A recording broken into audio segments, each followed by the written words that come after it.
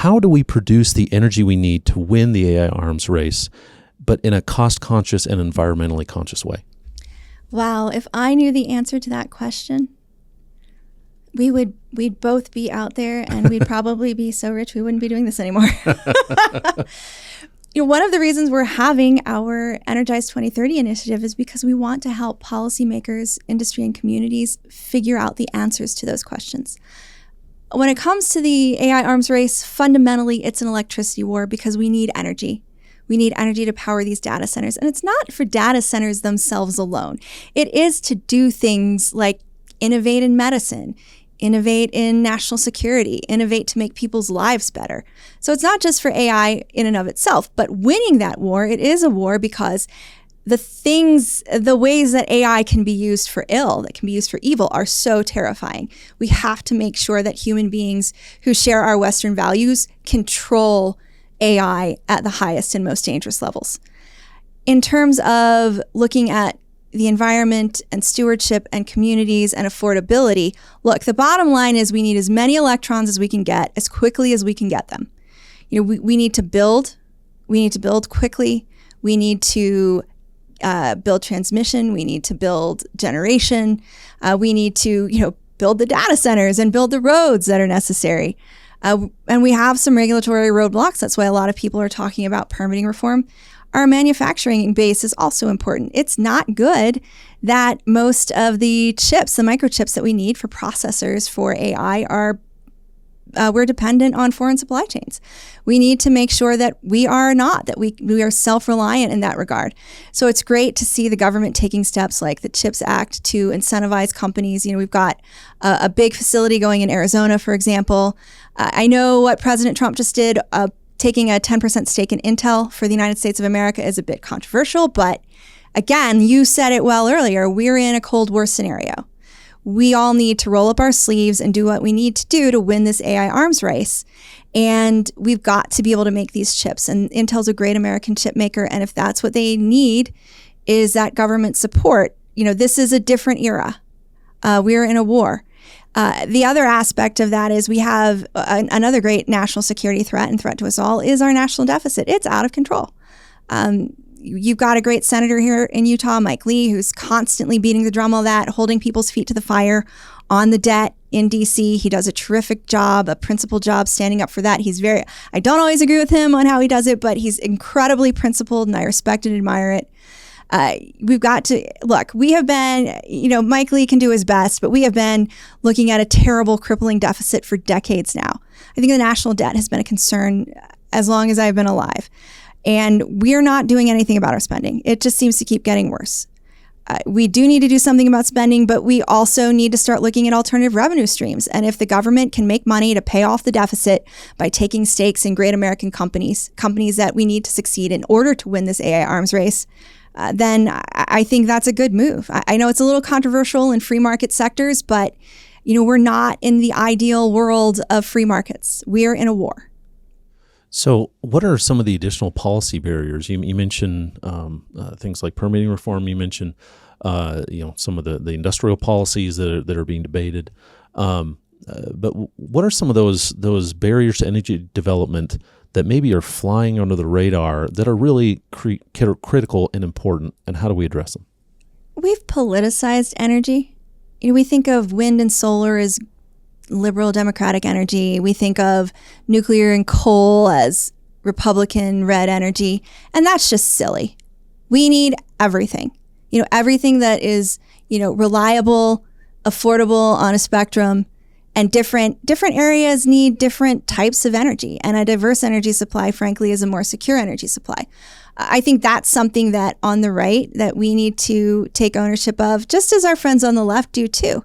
It's just absolutely silly that we're looking and saying this form of energy generation, when we need every electron we can get to win this AI arms race, is bad because for whatever reason it doesn't align with our politics. We need to build it all. So then how do you go about talking to a center-right audience, Mm-hmm. right? You talked about things like the government taking a stake in Intel and the controversial nature of that kind of proposal for people who believe in free markets and freedom generally. How do you go about addressing people with those kinds of principles and beliefs to have these kinds of conversations to get to some solution that will move forward, as opposed to a solution that will just become politicized as, yeah, it's an interesting idea, but I reject it as a free market person. Mm-hmm. Well, think about what our ultimate aims are. Our ultimate aims is for everyone in our country to have a quality of life and a good life. And, as people on the right of center, we believe in freedom. We believe in economic opportunity and fairness for everyone. We do believe in competition. We believe in people having the ability to go out with their ideas and compete. And all of those are good things. But, we won World War II. We won the Cold War, in part because of the innovation that came from competition. But the government engaging in industrial policy to win the AI arms race, just like it did in World War II and the Cold War, doesn't mean that we're going to abandon markets wholesale. We are in a very unique place and time in history, and we must rise to the occasion and put all of our national resources toward that. Otherwise, the consequences are there will be no freedom and definitely not equal economic opportunity for everyone. It almost sounds like maybe the basis for a new fusionism, right? On the political right of nationally focused, defense-focused conservatives with market-focused conservatives, that we can use AI as the new aspiration, but maybe the Chinese Communist Party as the new enemy, right, or the opponent that really threatens everything that we care about. They're the opponent most likely to beat us, if someone is going to beat us. Certainly, we wouldn't want North Korea or Iran to win the AI arms race either. They're just probably not going to. They don't have a vision for the world that we want for, future generations either. How about on the state side? Because that's where a lot of these decisions, particularly on data centers, energy projects, which is why we're going to the states with the working groups. Yeah. What do states, in your view, need to be doing in order to help address the AI arms race in a positive way for the United States, as opposed to getting parochial in their interests? And of course, they need to care about their states, right? They care about their citizens and their voters. So it's not about not caring about that. But what should state leaders be doing to help positively address energy development, data center construction, ultimately leading up to the AI arms race? Well, they need to be thinking about it, talking about it, hearing from people. What are the concerns? What are the impediments? Kind of like we just discussed, what are some of the roadblocks? But they also need to be willing to collaborate with other states, perhaps in regional compacts, collaborate with their federal delegation and the federal government. We do have cooperative federalism in this country, and that's okay.